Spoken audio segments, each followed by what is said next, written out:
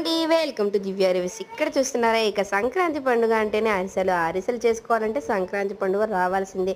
ఇక సంక్రాంతి పండుగ చేసుకునే అరిసెలు మాత్రం యమ్మీ యమ్మీగా ఉంటాయి కదండీ. ఎందుకంటే ఫెస్టివల్ అంటే ఫెస్టివలే కాబట్టి అందరూ కలిసి ఒక దగ్గర కూర్చుని ఇక అరిసెలు చేసుకుంటుంటే ఆ ఆనందమే వేరనమాట.